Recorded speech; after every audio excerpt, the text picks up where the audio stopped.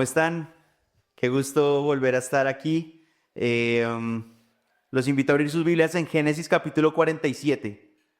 Génesis capítulo 47. Mientras llegan allí, quisiera, agradecer. Varios de ustedes estuvieron pendientes de mí. El Señor me permitió por unos 9 días hacer un viaje que para mí y también para mi familia era algo impensado, algo que nos parecía imposible y era asistir a una conferencia de pastores y el Señor lo concedió. Estuve en los Estados Unidos para asistir a esa conferencia. 4,000 varones asistieron a la conferencia que representan por lo menos muchas iglesias alrededor del mundo. No sé si los 4,000, porque yo no soy pastor, pero habían muchos que eran pastores y que representan personas que están alrededor del mundo, liderando iglesias, predicando la palabra. Y pues bueno, estoy muy agradecido no solamente de ver la obra del Señor a través del mundo, sino de ver específicamente lo que está haciendo en habla hispana. Pude conocer varios seminaristas que están preparándose para estudiar la palabra del Señor, para predicar la palabra del Señor con fidelidad. Varios pastores que están en Colombia, en Perú, en México, en diferentes partes de Latinoamérica y de Centroamérica. Y pues bueno, yo les pido que se unan en oración a esta batalla de que haya más iglesias que prediquen fielmente la palabra en nuestro idioma. Sé que varios de ustedes me van a hacer una pregunta y es: ¿y qué me trajo? Entonces ahorita Juli y Aleja les van a dar los que les traje. Posiblemente no alcance para todos, pero si alcanza para sus hijos, estén satisfechos. Son unos dulces que tienen maní. Entonces Aaron, perdón, no sé dónde estás, perdón Aaron. Pero bueno, parte de ese viaje pude asistir a una conferencia de Paul Washer que me impactó mucho algo que contó. Y es que esa conferencia la hacen anualmente y en la del año pasado todos sabían que le quedaba muy poco tiempo de vida a John MacArthur. Él quería predicar en esa conferencia, la salud no lo permitió. Entonces Paul Washer fue a su casa y mientras iba a casa se preguntaba: ¿qué le puedo decir? ¿Qué le puedo decir a este hombre que está a poco tiempo de su muerte? Llegó a la casa y lo que le dijo fue lo siguiente. Le hizo unas preguntas. ¿Cómo está tu vida de oración? ¿Cómo está tu vida de oración? ¿Cómo está tu tiempo de lectura de la palabra? ¿Estás meditando en la palabra? ¿Cómo están tus disciplinas espirituales? A lo que John MacArthur, sonriendo, le dice: estoy muy agradecido que preguntes por eso. Y le comenzó a decir una por una, como a pesar de que ya era un hombre muy anciano, muy débil, a poco tiempo de la muerte, no descuidaba su vida de oración, no descuidaba su lectura de las escrituras, no descuidaba sus disciplinas espirituales. Y me pareció tremendo escuchar ese testimonio porque de parte de Paul Washer, estas preguntas que hace, es consciente de que en la vejez, entre más próximo uno sepa que está la muerte y más débil está el cuerpo, hay unas tentaciones particulares. Eclesiastés 12:1 habla de estos como los días malos, por la cantidad de limitaciones físicas que conlleva usualmente la vejez. Se puede caer entonces por esas debilidades en la queja, en el desagradecimiento, en la amargura, en la terquedad, e incluso poner la salud como un ídolo, como que la salud es lo que necesito para estar completo. Además, al acercarse en la vejez, pues es propenso a caer en la ociosidad o en la pereza, porque se cree que los días de trabajo, los días de esfuerzo ya pasaron. Ahorita llegó mi tiempo ya de estar tranquilo, entonces pues no necesito luchar contra el pecado, no necesito levantarme temprano a leer la Biblia y orar, no necesito servir a los demás. Congregarme es una opción, si se puede o no. Ya no necesito ser hospitalario, entre muchas otras disciplinas. Creo que ya puedo dedicar mis últimos días a estar tranquilo, a ver mi televisión, a jugar parqués. Sin embargo, Aunque hay tentaciones, la vejez también trae bendiciones particulares. Spurgeon cuenta que una vez, luego de un sermón, se le acerca un hombre muy anciano de su iglesia y le dijo: ¿sabes? En toda la congregación no hay nadie a quien envidie más que a ti. Y él le responde: ¿envidiarme si yo tengo 87 años? Y Spurgeon responde: en verdad te envidio porque estás tan cerca del hogar, tan cerca de hogar. Y realmente la vejez te pone en esa situación. Estoy a poco tiempo de la muerte. Sé que me quedan poco tiempo antes de partir a la presencia del Señor. Y eso es bueno según las Escrituras.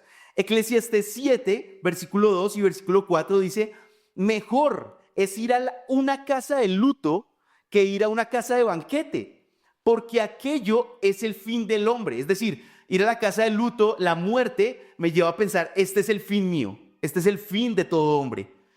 Y al que vive, al que está asistiendo a la casa de luto, lo hará reflexionar en su corazón. Es decir, ver la muerte cercana te hace reflexionar y crecer en sabiduría. Es lo que dice el versículo 4. Dice: el corazón de los sabios está en la casa del luto, mientras que el corazón de los necios en la casa del placer.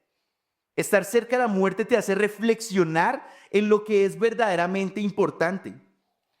El joven que tal vez no es tan cerca a la muerte, como que solo piensa en qué puedo hacer, en cómo me puedo entretener, qué serie puedo ver, qué placer puedo satisfacer. Pero el anciano puede sopesar realmente qué vale la pena en la vida, qué es lo que realmente vale la pena. Por ejemplo, John Piper escribió un libro que hace años me regaló Santi Bernal, que se llama No desperdicies tu vida. Una bendición ese libro. Me quedó muy marcado las primeras páginas, porque cuenta cómo su padre, luego de predicar un sermón, a él se le acerca un hombre muy anciano, que le llamó la atención ese sermón, y este anciano, luego de conversar con John Piper, con el papá de John Piper, fue salvo por la gracia del Señor. Se arrepiente de sus pecados y el Señor lo regenera. ¿Y sabe cuál fue la reacción de este hombre anciano? Llorar mientras decía: la he desperdiciado, la he desperdiciado. Un anciano pudo ver al final de su vida que lo que realmente valía la pena lo desperdició por casi toda su vida. La he desperdiciado. Y sí, esto es una bendición de la vejez. Ves tu riqueza y sabes que nada de eso te llevarás. Ves tu familia que es tan exitosa, tan hermosa, pero sabes que tampoco te la llevarás. Lo que te emocionaba de joven ya no te emociona igual. Y entonces, ¿qué es lo realmente importante? ¿Qué es lo que me puede sostener? ¿Qué es lo que me llevaré? Ahí comienza a tomar importancia lo eterno. Y eso es una verdad que Jacob, al final de Génesis 47 y en capítulo 48 hasta el 49, aunque hoy solo veremos hasta el 48, experimentó, porque Jacob empieza a ser consciente de que estaba pronto a morir. Y dedicaremos la hora de esta enseñanza a, imagínense que todos podemos estar en el cuarto donde está Jacob, ya muy anciano, ya flaco, casi no puede ver, está muy débil, y todos está la cama en el centro y todos estamos sentados alrededor del cuarto. Y escucharemos las lecciones de que ese hombre de fe tiene por darnos. Así que la enseñanza de esta mañana se titula Lecciones de vida al borde de la muerte. Lecciones de vida al borde de la muerte. Y lo veremos en Génesis 47, 27 hasta el final del capítulo 48. Lecciones de vida al borde de la muerte. Y veremos dos lecciones que Jacob tiene por darnos al final de su vida. Primera lección: su fidelidad es nuestra esperanza cuando todo perece. Su fidelidad es nuestra esperanza cuando todo perece. Eso lo veremos desde Génesis 47, 27 hasta el 48, 7. Y la segunda lección es: su soberanía es nuestra esperanza cuando todo es confuso. Su soberanía es nuestra esperanza cuando todo es confuso. Lo veremos desde el 48:8 hasta el final del capítulo 48. Así que, antes de empezar con el primer punto, permítanme orar.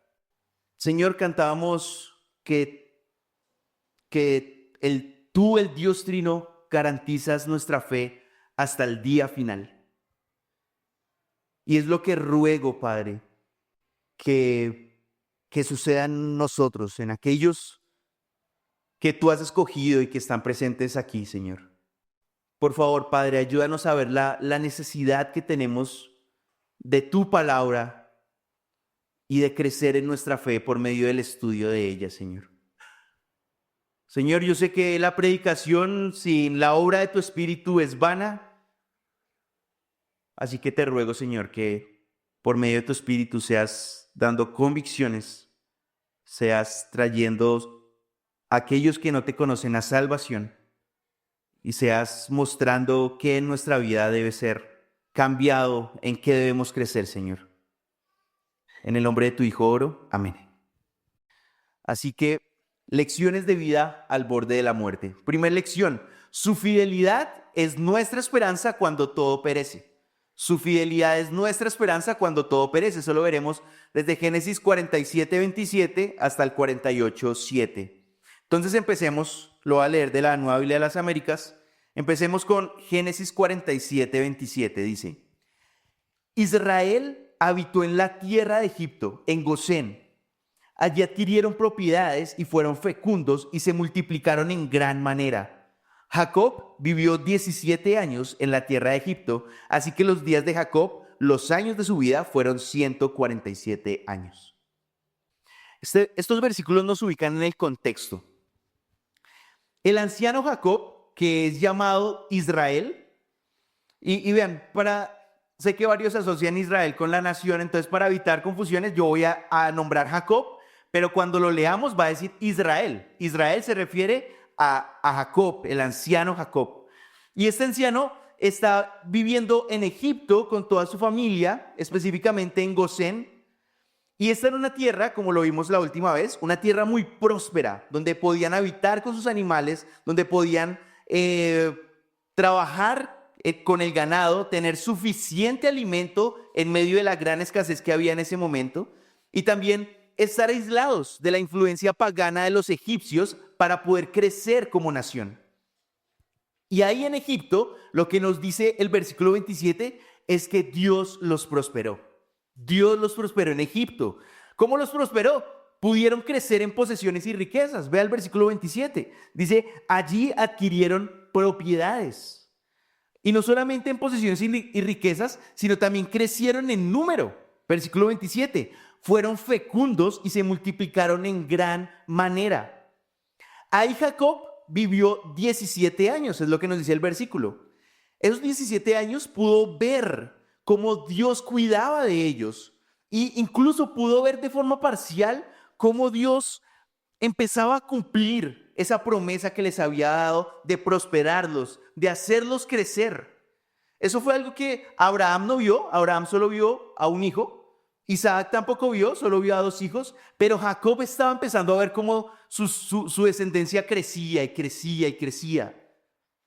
Además, estuvo rodeado de su familia, del cuidado de su amado José y gozó de la bendición divina. Pero el versículo 28 nos da una transición, porque lo que vamos a ver del versículo 28 en adelante es ya finalizando esos 17 años. Es decir, el autor en el versículo 28 nos sitúa en los últimos días de vida de Jacob. Este ya era un hombre de 147 años y tenía muchísimas limitaciones. El capítulo 48, versículo 1, nos dice que tenía enfermedad. El versículo 2 del 48 nos dice que estaba en la cama, postrado en cama. Y el versículo 10, que sus ojos eran tan débiles que no podía ver. Todo hacía que él fuera consciente de que se acercaba su momento de morir. Pero es sorprendente porque en vez de autocompadecerse, en vez de quejarse, en vez de deprimirse, en vez de amargarse, esta situación lo que hace es avivar su fe de una forma increíble. Tomando el vocabulario de 2 Corintios 4:16, mientras su hombre exterior se fue decayendo, su hombre interior fue renovado. Jacob en sus últimos días fue un hombre de fe. Versículo 29 dice, cuando Israel se le acercó el tiempo de morir, llamó a su hijo José y le dijo, si he hallado gracia ante tus ojos, por favor, pon ahora tu mano debajo de mi muslo y trátame con misericordia y fidelidad. Por favor, no me sepultes en Egipto. Cuando duerma con mis padres, me llevarás de Egipto y me sepultarás en el sepulcro de ellos. Haré según tu palabra, le respondió José. Y Jacob dijo, júramelo. Y se lo juró. Entonces Israel se inclinó en adoración en la cabecera de la cama. Jacob lo primero que hace, al estar consciente de que su muerte era próxima, es asegurarse que su cuerpo no sería sepultado en Egipto, sino que sería llevado a Canaán. Sería enterrado en el sepulcro que había adquirido Abraham años atrás para enterrar a su esposa Sara. Eso es lo que vemos en Génesis 23. En esa misma tumba, según Génesis 49:31, había sido enterrado no solo Sara, sino también Abraham, Isaac, Rebeca y Lea, es decir, sus abuelos, sus padres y una de sus esposas. Esto, véanlo en el texto, la solicitud era urgente, era importantísimo para Jacob. Para mostrar la seriedad de esta petición, el versículo 29, se ve que Jacob le pide a José que pusiera su mano debajo de su muslo. Esto implicaba que era un juramento muy íntimo, que incluso debía cumplirse así ella no tuviera vida. Las siguientes generaciones debían cumplirlo. Y no solo eso, sí, porque José hace eso y le dice, sí, claro que lo haré, pero en el versículo 31 dice, él insiste, dice, no, júramelo. A lo que José, sí, te lo jura. ¿Por qué era tan importante para el anciano Jacob? ¿Por qué era tan importante esto? La respuesta, porque este anciano, en el lecho de su muerte, confiaba que Dios cumpliría su promesa. Confiaba que Dios cumpliría su promesa. Eso es lo que vemos en Génesis 48, 3 y 4. Léanlo conmigo. Porque lo que él hace es recordar la promesa que Dios le había dado. Que le daría a la tierra de Canaán. Vea versículos 3 y 4. Dice, y Jacob dijo a José, el Dios Todopoderoso se me apareció en luz en la tierra de Canaán. En la tierra de Canaán. Me bendijo y me dijo, yo te haré fecundo y te multiplicaré y haré de ti una multitud de pueblos y daré esta tierra a tu descendencia. ¿Cuál tierra? La tierra de Canaán, después de ti en posesión perpetua. Así que la petición de Jacob es una forma de decir, mira José, yo por 17 años he visto cómo en esta nación de Egipto hay prosperidad. He visto cómo mis hijos ganan posesiones. He visto cómo mi familia ha crecido. He visto cómo hemos tenido todo lo necesario y más de lo necesario para vivir. Esta tierra no tiene comparación. Y menos con Canaán, que estaba azotada bajo el hambre. Pero José, esta no es la tierra que Dios nos prometió. No es la tierra que Dios nos prometió. La tierra que Dios nos prometió es Canaán. Hoy en día ahí solo tenemos un sepulcro. Es lo único, la única posesión que tenemos en Canaán es un sepulcro. Pero un día esa nación pertenecerá a nosotros. Y es ahí donde quiero estar. No se te ocurra enterrarme aquí en Egipto. Llévame a esa nación que Dios nos dará para ser enterrado en el sepulcro de Abraham y de Isaac. Sumado a eso, antes, no sé si lo recuerdan, pero antes de que Jacob emprendiera el viaje a Egipto, desde Canaán a Egipto, Dios le promete justamente eso. Véanlo en Génesis 46:4. Génesis 46:4. Dios le da la siguiente promesa. Yo descenderé contigo a Egipto, y ya estaba en Egipto, y ciertamente yo también te haré volver. Esto tiene un doble cumplimiento. Tanto su cuerpo vuelve a Canaán, pero también su descendencia habría de volver. Volvamos a Génesis 47. Por lo que Jacob confiaba tanto en Dios y en su promesa que fue enfático, entiérrame en Canaán. Mira, solo tenemos un sepulcro allá, yo lo sé, pero te ruego que ahí es donde quiero ser enterrado. Porque un día Dios nos dará toda esa nación. Llévame ahí. La prosperidad que hemos vivido aquí en Egipto no es nada comparado con lo que Dios nos dará. Ese es un hombre de fe. Ese es un hombre de fe. Es un hombre que en el borde de la muerte puede ver que las riquezas abundantes que había gustado en Egipto no se comparaban en nada con lo que Dios le estaba prometiendo. Y yo quiero estar ahí. Este era un asunto tan importante para Jacob que cuando José le da el juramento, vea cómo reacciona al final del versículo 31. Entonces Israel se inclinó en adoración en la cabecera de la cama. Vean, por su salud, el inclinarse ya era un reto, pero lo hizo. ¿Por qué adoró? La adoración no venía de las riquezas de Egipto. La adoración no venía de que estaba con toda su familia. La adoración provino de que ese hombre creía que Dios es fiel y cumpliría su pacto.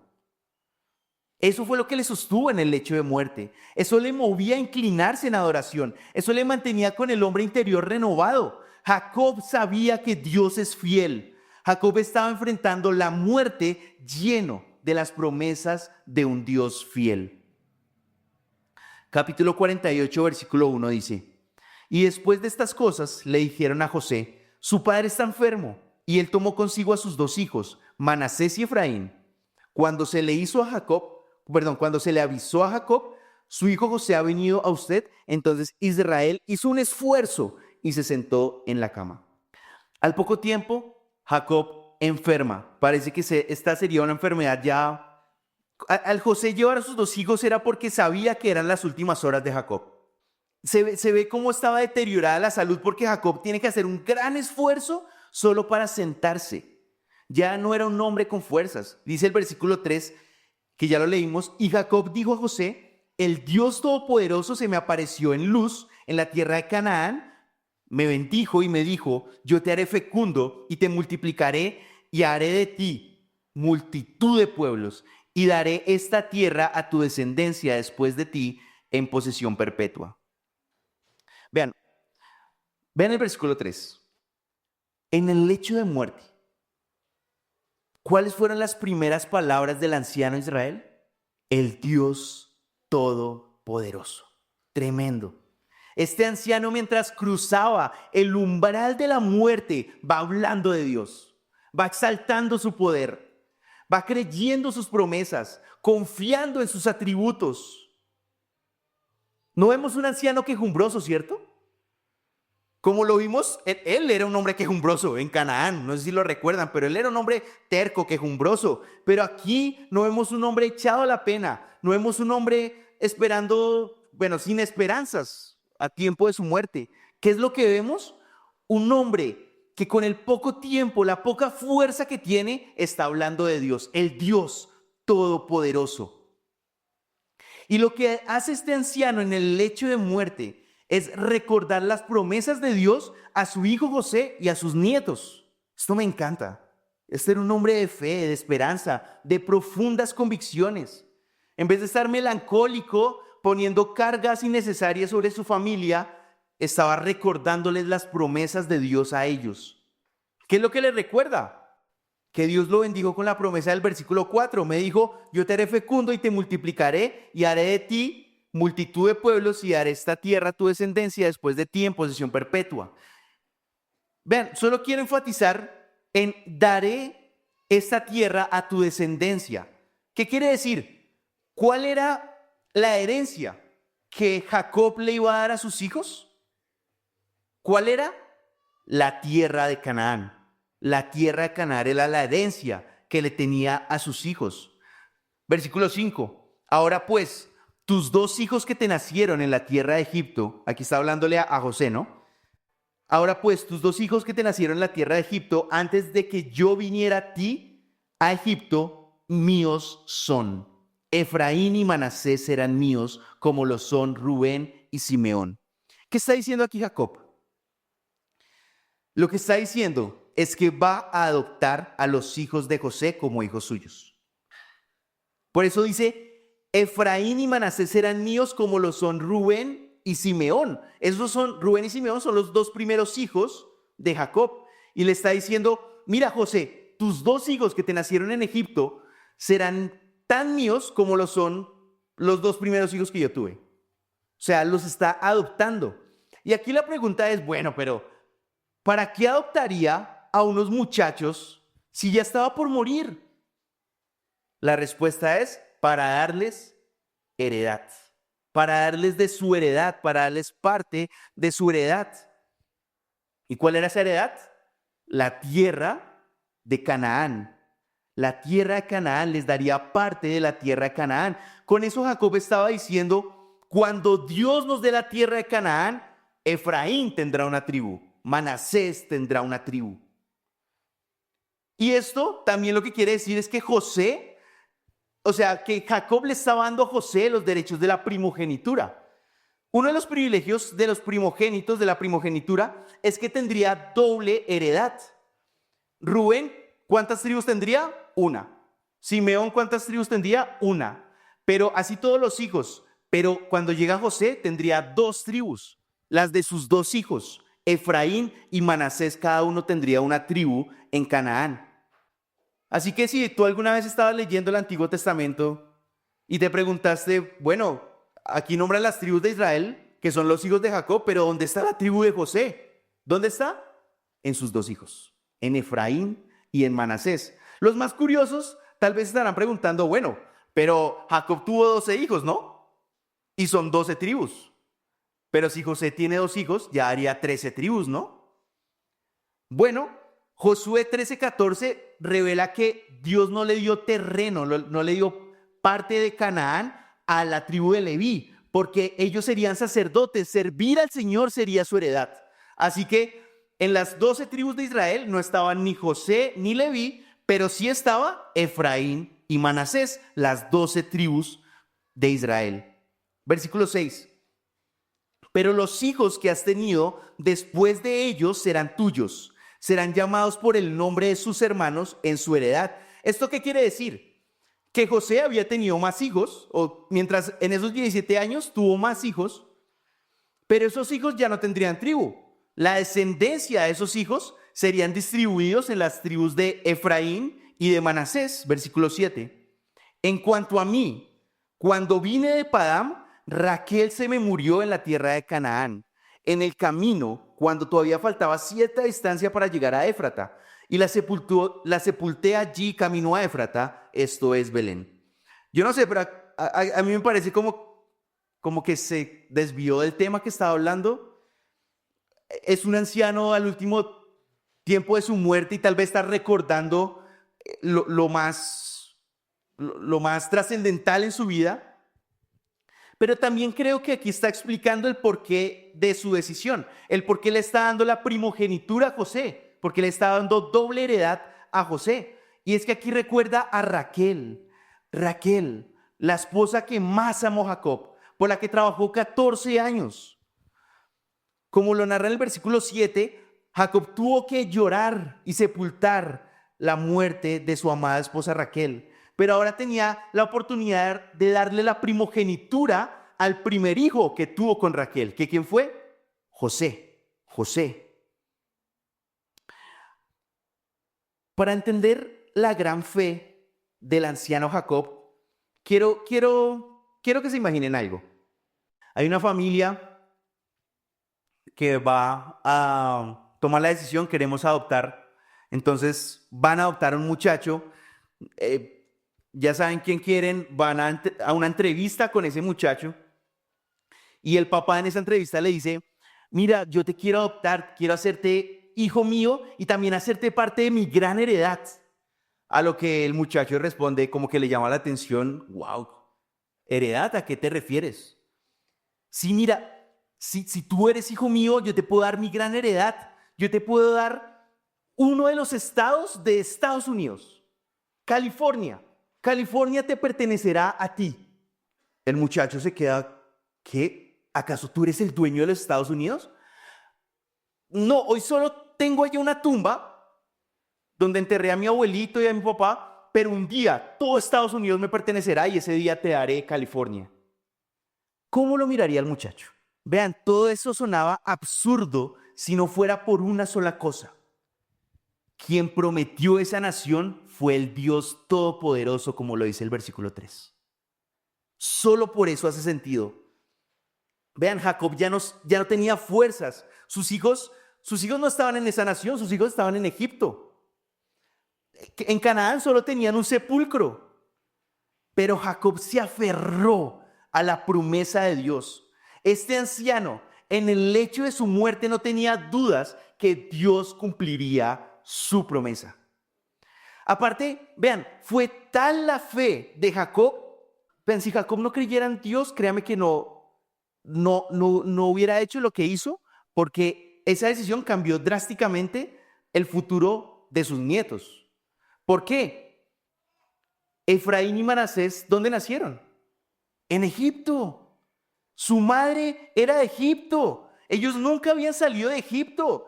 Estaban en la nación más fructífera y poderosa. ¿Se imaginan el futuro de estos muchachos sabiendo que eran hijos del gobernador de la tierra de Egipto? O sea, en Egipto ellos tendrían un futuro tremendo, muy prometedor. Pero acá Jacob, en el lecho de su muerte, no está pensando, oh, qué bueno que mis hijos serán exitosos, ni está pensando, wow, tendrán envidia de lo exitoso que será mi familia. No, lo que está pensando es, Efraín, Manasés, nietos míos, ustedes no pueden ser egipcios. Toda la riqueza de esta nación, todo el poder que ustedes pueden tener, todo el futuro prometedor que ustedes pudieran tener acá, es basura comparado con lo que Dios les dará. Ustedes no pueden ser egipcios. Los voy a adoptar para que sean israelitas. Y ahí gozarán una bendición eterna. Egipto les dará una bendición temporal, pero Dios les promete una bendición eterna. Mi Dios todopoderoso cumplirá y su bendición es eterna. Para mí es esta tremenda lección. Para los padres, para los abuelos. ¿Se han preguntado por qué Dios les ha dado hijos o les ha dado nietos? Algunos piensan que me ha dado para mi propia felicidad. Y bueno, en parte sí. Tener hijos es una bendición, lo que dice las escrituras. Traen gozo. Pero esa no es la razón principal, porque el día que sean rebeldes o el día que salgan de casa y no los volvamos a ver, entonces perdí la razón por la cual tuve hijos. O tal vez tengo hijos para hacerlos lo más exitosos. Y bueno, en parte, esto es la responsabilidad de los padres, ¿no? Prepararlos para cuando salgan de casa, cuando abandonen a padre y madre. Y por eso se les anima a estudiar, se les prepara para el mundo, se les enseña a usar bien el dinero. Pero si Dios en su providencia permite escasez, entonces ¿es un fracaso? No necesariamente. O creo que tengo hijos, nietos para hacerlo lo más feliz posible. Y bueno, claro que deben disfrutar del tiempo en casa, pero entonces eso me puede llevar a, no, entonces no los disciplino. Entonces no les pongo límites en su entretención, les doy todo lo que quieran. ¿Será esa la razón? Jacob nos enseña, recuerden, estamos todos en el cuarto, Jacob está en el lecho de muerte, pero Jacob nos está enseñando, mira, Dios te ha dado hijos, te ha dado nietos, para que hagas todo lo posible en cuanto esté a tu alcance, para mostrarles que lo que les ofrece Egipto es basura comparado con lo que les ofrece Dios. En otras palabras, para enseñarles que lo que les ofrece este mundo no tiene valor, no los va a satisfacer. Dios te ha dado un hijo, un nieto varón, para que les muestres que la masculinidad del mundo, una masculinidad perezosa, afeminada, simple, es basura. Te ha dado una niña para que les muestres que esa feminidad ruda, insumisa, vana, hasta sensual, que les ofrece este mundo, es basura. Los tienes para que les enseñes que la masculinidad bíblica, esforzada, de hombres que lideran en servicio, es la que realmente tiene valor. Que la feminidad que persigue ese espíritu afable y apacible, dado a la sumisión y a la prudencia, es el que realmente tiene valor. Tienes hijos y nietos para que les enseñes que el Dios Todopoderoso y sus promesas redentoras y eternas pueden satisfacer su alma sedienta, lo que no puede hacer nada en este mundo. Nada. Imita a Jacob y dirige a tus hijos, a tus nietos a Cristo. Es admirable la fe de Jacob, es admirable. Tan admirable que, acompáñenme a Hebreos 11, sin perder Génesis, acompáñenme a Hebreos 11. Vean, el autor de Hebreos meditando en los héroes de la fe, saca como cuál es ese momento trascendental, ¿no? De en que demuestran su fe. Y uno pensaría que en Jacob dirá, Jacob, el hombre que luchó con Dios. O Jacob, el hombre que tuvo una visión de una escalera que llegaba hasta el cielo con ángeles que subían y bajaban. Pero nada de eso es lo que dice. ¿Qué es lo que dice? Hebreos 11, 21. Por la fe, Jacob, al morir, bendijo a cada uno de los hijos de José y adoró, apoyándose en el extremo de su bastón. ¿Cuál es el momento más que el autor de Hebreos dice, donde más puedo ver la fe de Jacob? Ahí, en el lecho de muerte. Este es el clímax de la fe de Jacob. Cuando ya sin fuerzas, sin salud, ya en el lecho de su muerte, creyó que Dios cumpliría su promesa. Y esa fe le llevó a bendecir a los hijos de José, darles una herencia en una tierra que en ese momento no tenían sino un sepulcro, pero aún así los adoptó sacándolos de Egipto y dándoles una tribu en esa tierra que el Dios Todopoderoso les iba a dar. Vean, es impresionante, Jacob no tenía dudas. Jacob no tenía dudas. En el lecho de su muerte, su fe fue lo que le sostuvo. Cuando estaba Canaán, no sé si lo recuerdan, pero en Canaán, este era un hombre terco, asustadizo, temeroso. Pero estando en el lecho de su muerte, es un hombre de fe. Es un hombre de fe. Es un hombre cuya vida va a acabar, pero él sigue diciendo, espera lo mejor, viene lo mejor, aún falta lo mejor. Su cuerpo apenas podía sostenerse en un bastón, pero su espíritu, como veremos más tarde, conquistaba naciones. Uno de los hijos de John MacArthur cuenta que la última noche de vida de John MacArthur llamó a toda su familia para despedirse de ellos. Y que en esa llamada lo que les dijo con una sonrisa y con seguridad fue, ¿dónde está, oh muerte, tu aguijón? Que las últimas palabras sean esas. ¿Dónde está, oh muerte, tu aguijón? Y así murió, con esperanza, con fe, con gozo. La muerte para él solo era la puerta para disfrutar de Cristo por la eternidad. El Señor nos ayude a imitar la fe de Jacob, la fe de MacArthur, la fe de tantos otros héroes de la fe que aún en el lecho de muerte, con un cuerpo débil, tenían un espíritu fuerte, que creían en las promesas de Dios. Que nos ayude a imitar eso, que cuando llegue el día de partir de ese mundo, nos tome creyendo en Cristo, en su obra, en sus promesas, creyendo que el mismo espíritu que le levantó de los muertos también nos resucitará, creyendo que por los méritos de Cristo, la muerte solo es el acceso a una eternidad gozosa junto a nuestro glorioso y precioso Salvador, creyendo que esa ciudad que Dios nos ha prometido es tan real como este púlpito, tan real, que mi ciudadanía realmente pertenece allí, creyendo que nada de lo que dejé en esta tierra es más valioso, más digno, más precioso que las promesas eternas que Dios nos ha dado en Cristo Jesús. Que ese día podamos decir, ¿dónde está, oh muerte, tu victoria? ¿Dónde, oh sepulcro, tu aguijón? Como dice Pablo en 1 Corintios 15, 55. No desperdicies tu vida en el ocio, ni tu vejez, en el ocio, en el entretenimiento, en la desesperanza, en sobrepensar en la salud. Por el contrario, alimenta tu alma con las dulces promesas de Cristo y transmite esa fe a todos los que te rodean.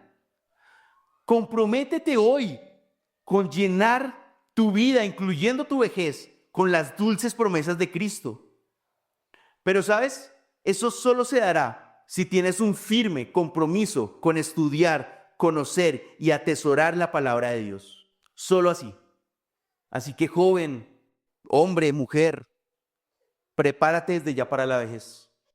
Eso no solamente pagando la pensión, que es sabio, que es bueno, pero también desde ya, ¿cómo te puedes preparar? Atesorando las escrituras que tienes en tus manos. Porque solo esas verdades eternas e imperecederas te sostendrán y te darán esperanza cuando todo lo demás perezca. Así que estando en esa habitación con Jacob en el lecho de muerte, ¿cuál es la primera lección de vida que nos enseña Jacob al borde de la muerte? Su fidelidad es nuestra esperanza cuando todo perece. Todo perecerá, menos el hecho que Dios cumplirá sus promesas eternas. Segunda lección que nos da Jacob: su soberanía es nuestra esperanza cuando todo es confuso. Su soberanía es nuestra esperanza cuando todo es confuso. Génesis 48:8 dice, creo que están en Hebreos, entonces vamos para Génesis 48 otra vez. Versículo 8 dice, cuando Israel vio a los hijos de José, dijo, ¿quiénes son estos? Y José respondió a su padre, son mis hijos, los que Dios me ha dado aquí. Acércalos a mí, te lo ruego para que yo los bendiga, le dijo. Los ojos de Israel estaban tan débiles por la vejez que no podía ver. Entonces José se los acercó y él los besó y los abrazó. Israel dijo a José, nunca esperaba ver tu rostro y mira, Dios me ha permitido ver también a tus hijos. Aquí se ve la salud deteriorada de Jacob, ¿cierto? Tal era su vista que no lograba identificar a sus propios nietos. El versículo 10 dice que sus ojos casi no podían ver. Pero contrario a como a veces pasa, esto no lo movió a ser un anciano tosco o malhumorado. Por el contrario, cariñoso, tomó a sus nietos, los besó, los abrazó. Acá el anciano Jacob, viendo cercana la muerte, también empieza a gustar lo dulce que es la providencia de Dios. Lo dulce que es la providencia y la soberanía de Dios. Ya había dicho cosas difíciles. En el versículo 7 dijo que murió su esposa que tanto amaba. En el versículo 11 recuerda cómo pensaba que había muerto su hijo José. Pero Dios en su buena providencia le estaba permitiendo que tener a sus nietos ahí enfrente a él. Él pensaba que nunca volvería a ver a José nuevamente, pero ahora no solo tiene a José al frente, sino que tiene a sus nietos, los hijos de José, a Efraín y a Manasés, frente a él. Esto es mucho más de lo que pedía o entendía, como dice Pablo en Efesios 3. Jacob, en el versículo 11, está gustando la providencia de Dios. Está diciendo, ¡guau! Tremendo. ¿Cómo es posible que esté pasando esto? Versículo 12. Entonces José los tomó de las rodillas de Jacob y se inclinó con su rostro en tierra. José tomó a los dos, a Efraín con la derecha hacia la izquierda de Israel y a Manasés con la izquierda hacia la derecha de Israel, y se los acercó. Aquí se ve que los hijos de José eran todavía pequeños, porque podían estar en las rodillas del anciano Jacob. Así que José lo que está diciendo es que José se arrodilla frente a Jacob y sostiene a sus dos hijos en las rodillas, y el Espíritu Santo permite que sea muy detallado en cómo. Desde la perspectiva de Jacob, tiene a Manasés el mayor a su derecha, y a Efraín, que es el menor, a su izquierda. José los organizó de tal forma que la bendición principal, la que viene a su mano derecha, pues fuera para el mayor, que es Manasés. Y Efraín, que era el menor, estaba a su izquierda. Versículo 14. Pero Israel extendió su derecha y la puso sobre la cabeza de Efraín, que era el menor, y a su izquierda sobre la cabeza de Manasés, cruzando a propósito sus manos, aunque Manasés era el primogénito. Con este movimiento que estaba diciendo, que la bendición mayor iba a ser para el menor, Efraín. Ya volveremos a esto. Por el momento, leamos el versículo 15 y gustemos de estas dulces palabras del anciano Jacob. Versículo 15. Israel bendijo a José y dijo, el Dios delante de quien anduvieron mis padres Abraham e Isaac, el Dios que ha sido mi pastor toda mi vida hasta este día, el ángel que me ha rescatado de todo mal, bendiga a estos muchachos y viva en ellos mi nombre y el nombre de mis padres Abraham e Isaac, y crezcan para ser multitud en medio de la tierra. Ya volveremos al tema de la bendición, de cómo cruza los brazos, pero por ahora meditemos en esto, porque aquí es precioso. Este hombre, al hecho de su muerte, tenía una fe tan firme que en el versículo 15 primero reconoce quién es Dios. Dice, el Dios delante de quien anduvieron mis padres Abraham e Isaac. Está aquí diciendo, Dios es eterno y Dios no cambia. Es el mismo de mi abuelo Abraham y de mi padre Isaac. Y luego reconoce que ese Dios eterno, inmutable, ha pastoreado toda su vida. El versículo 15 de la Nueva Biblia de las Américas lo dice así: el Dios que ha sido pastor toda mi vida hasta aquí. Vean, esto lo dice Jacob, quien por muchos años fue pastor. Y él, meditando en Dios, piensa, eso que yo hacía con mis ovejas es lo que Dios hace conmigo hasta el día de hoy. Pues él puede ver cómo todos los sucesos de su vida han sido providencialmente dispuestos por un buen pastor. Vean, esto es increíble. Jacob podía ver que incluso él, estando ahí, postrado en una cama, en el valle de sombra y de muerte, Dios aún ahí era su buen pastor. Aún en el valle de sombra y de muerte, como después David lo diría en el Salmo 23. A pesar de estar sin fuerzas, sin vista, sin salud, ¿cómo se siente? Se siente guiado, amado, cuidado, como un pastor lo hace con una oveja. Y luego ve que Dios le ha rescatado de todo mal. Vean el versículo 16. El ángel que me ha rescatado de todo mal. Cuando dice ángel, realmente se refiere a Dios mismo. Esto lo podemos afirmar porque está poniendo al ángel en la misma posición de Dios, el Dios de mis padres, el Dios que ha sido pastor toda mi vida, y aquí está poniendo al ángel en la misma posición, diciendo que le ha guardado de todo mal. Pero para que estén totalmente de acuerdo conmigo, acompáñame a Génesis 31. Es un suceso que también Jacob vivió cuando vio al ángel de Dios. Vio al ángel de Dios. Génesis 31, versículo 11 y 13, dice, Génesis 31, 11 y 13 dice, y me dijo, ¿quién? El ángel de Dios en sueños, Jacob. Y yo dije, heme aquí.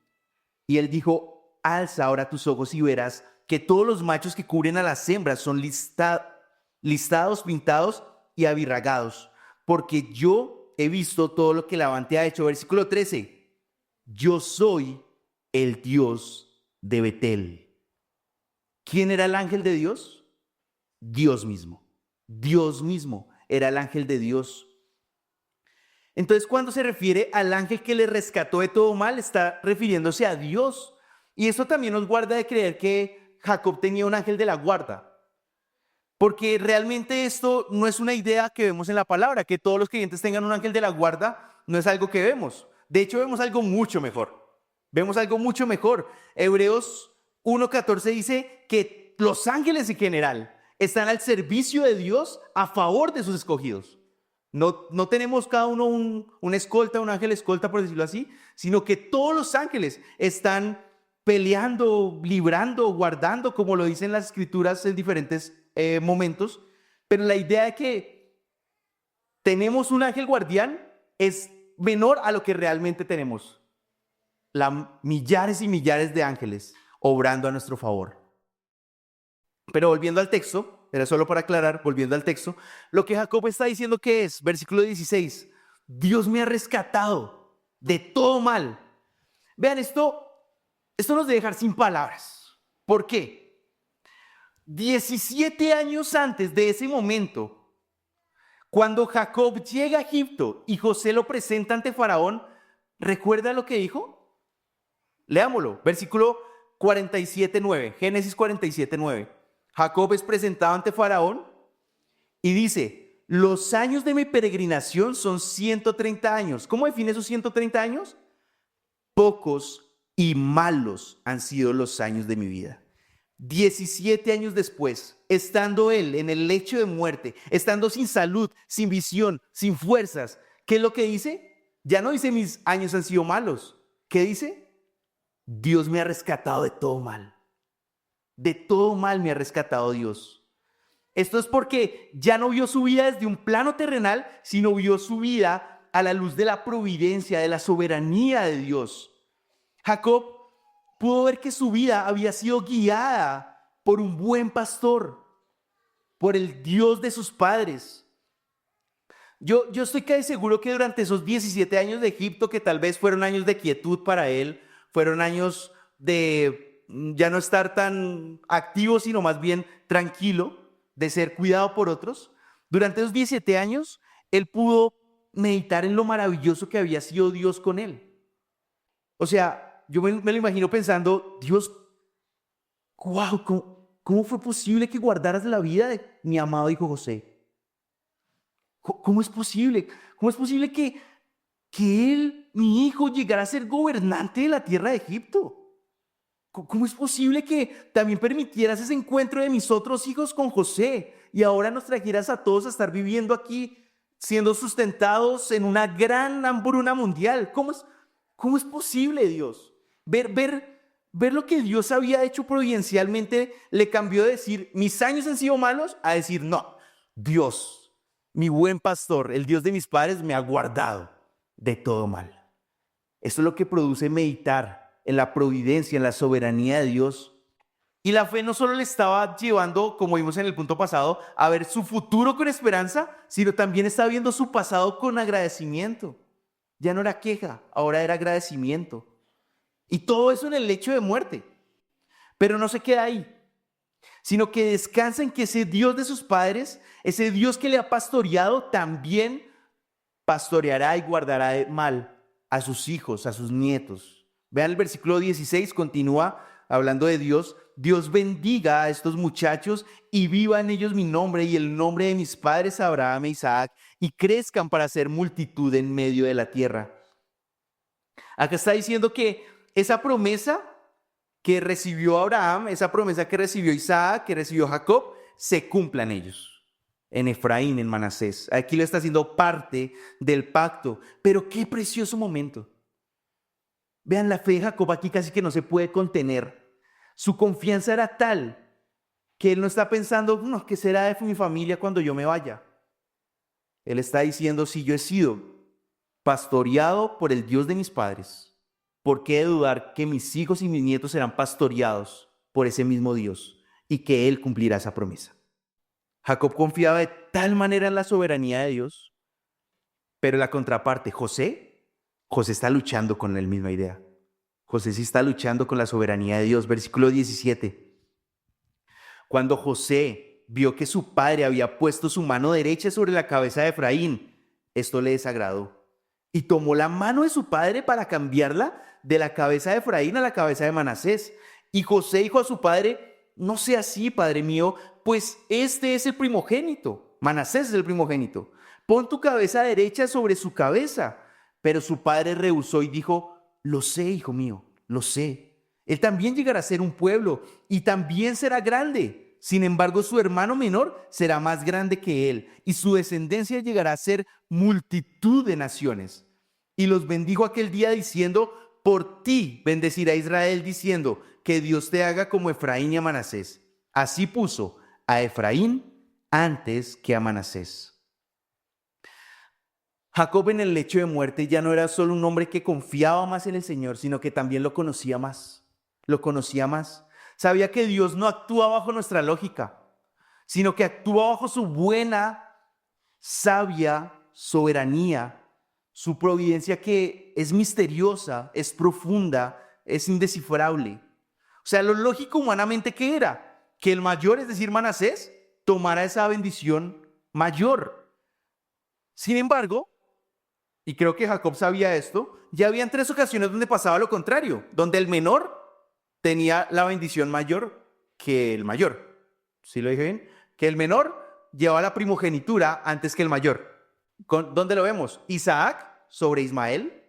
¿Dónde lo vemos? Jacob sobre Esaú. ¿Dónde lo vemos? En este momento, José sobre Rubén. A pesar de que, o sea, José era en carne propia. Él vivió eso, ¿sí? Él no era el mayor, pero aún así recibió la primogenitura. Sin embargo, José se molestó, porque su lógica, Jacob estaba haciendo algo mal. Pero Jacob se ve tan sobrio. Y creo que esto es porque él ya había luchado con esa idea antes, con la idea de que Dios es soberano y que actúa de esa forma indescifrable. Porque Jacob vive en una familia que justo luchó con eso. Cuando Jacob estaba con Esaú en el vientre de su madre, Dios dijo que Esaú serviría a Jacob. Sin embargo, cuando nacen, no viven como si eso fuera una verdad. El padre de Jacob amaba a Esaú, la madre amaba a Jacob, y eso trajo tantos problemas, consecuencias desastrosas, división en la familia. Así que este anciano ya no luchaba contra la voluntad de Dios, sino que la aceptaba. El versículo 19 se ve tan sobrio: lo sé, hijo mío, lo sé. Y en esto estaba siendo guiado por el Espíritu Santo, y lo digo porque el Espíritu que inspiró las Escrituras también nos está mostrando esta realidad, nos está dando pistas de que Dios había escogido a Efraín sobre Manasés. Ve al versículo 1 de Génesis 48. Dice: y él tomó consigo a sus 2 hijos, note el orden, Manasés, que es el mayor, y Efraín. Pero luego vamos al versículo 5, que en el versículo 5 Jacob ya los adopta como hijos suyos, y dice: ahora pues, tus hijos que te nacieron en la tierra de Egipto, antes de que yo viniera a ti, a Egipto, míos son. ¿Cuál es el orden? Efraín y luego Manasés. Compara el versículo 1 y el versículo 5. Ya el Espíritu Santo nos estaba mostrando que Efraín sería antes que Manasés. Cambia el orden. Y de ahí en adelante siempre menciona a Efraín antes que a Manasés, como por ejemplo en el versículo 20. Y claro, esta promesa dada por Jacob, guiada por el Señor, tiene su cumplimiento. Como lo dice la Biblia de la Reforma, la bendición profética de Jacob se cumple después del Éxodo, cuando Efraín se convierte en una tribu dominante en Israel en la parte norte de la tierra prometida. Es decir, también se cumple en el futuro, en su descendencia. Tal vez te estés preguntando, ¿pero por qué? O sea, ¿por qué escoger a Efraín sobre Manasés? ¿Qué méritos tenía? No, la respuesta no es por méritos, es porque Dios es soberano, porque Él hace lo que le place. Salmos 135:6 dice: Dios es soberano y hace lo que le place. ¿Cómo llegó a esa conclusión? Porque Romanos 9 no habla de Efraín y Manasés, pero sí habla de lo mismo. Habla de por qué Dios escogió a Jacob, que era el menor, sobre Esaú, que era el mayor. Permítame leerlos. Romanos 9, versículo 11 y 12, en la Nueva Traducción Viviente, dice: sin embargo, antes de que nacieran, antes de que pudieran hacer algo bueno o malo, ella, hablando de Rebeca, la mamá de Esaú y Jacob, ella recibió un mensaje de Dios. Este mensaje demuestra que Dios elige a la gente según sus propósitos. Él llama a las personas no según las buenas o malas acciones que hayan hecho. Se lo dijo: tu hijo mayor servirá al menor. Ese es nuestro Dios soberano. Como dice Job 9:12, ¿acaso alguien puede decirle qué haces? No, no. Por el contrario, nos sometemos a su soberana voluntad con obediencia y con agradecimiento. José estaba luchando con la idea, pero el anciano Jacob no. Él ya no lucha con la soberanía de Dios, sino que la acepta, la agradece y la obedece. Si va contra la lógica humana, ya no discute, sino que se somete. Quien está detrás de esa aparente contradicción, ¿quién es? El Dios de sus padres, el buen pastor y el que le ha guardado de todo mal.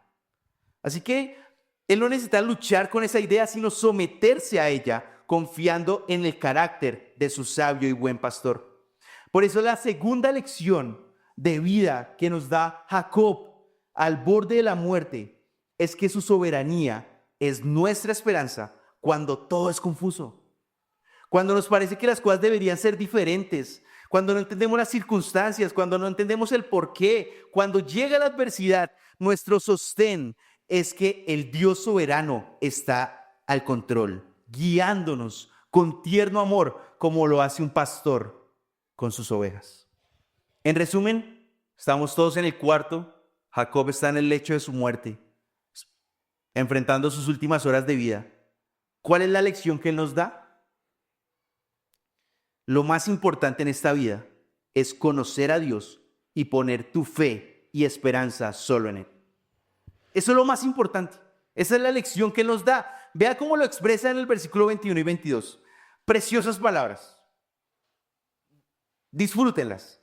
Entonces Israel dijo a José: yo estoy a punto de morir, pero Dios estará con ustedes y los hará volver a la tierra de sus padres. Yo te doy una parte más que a tus hermanos. Ahí demuestra que José era el primogénito, le dio la primogenitura. Yo te doy una parte más que a tus hermanos, la cual tomé de la mano del amorreo con mi espada y con mi arco. Estas son palabras preciosas, unas palabras que resumen la fe valiente de Jacob. En el versículo 21 empieza diciendo, yo estoy a punto de morir, pero Dios estará con ustedes. Vean, Jacob sabía que él no era el personaje principal, que con su muerte no es que se acabaran las promesas, ni la obra redentora de Dios. Por el contrario, él ve que su vida es corta y pasajera, pero las promesas de Dios son firmes y eternas. Y que cuando él muriera, Dios seguiría obrando, Dios seguiría siendo fiel a lo que prometió. Y el versículo 22, precioso versículo, primero dice, yo te doy una parte más que tus hermanos, confirmando que José tenía la primogenitura. Pero lo que me encanta es la parte final. Vean, Jacob en ese momento, ¿cómo está? Está en una cama, sin fuerzas, sin vista. Pero se describe a sí mismo como un guerrero, con espada y con arco, que toma la tierra de los amorreos, es decir, Canaán. Tal era la confianza de Jacob que mientras moría, su espíritu se armaba de convicción que si pudiera cogería un arco, una espada e iría a conquistar la tierra. De hecho, él ve esa tierra como si ya la hubiera ganado.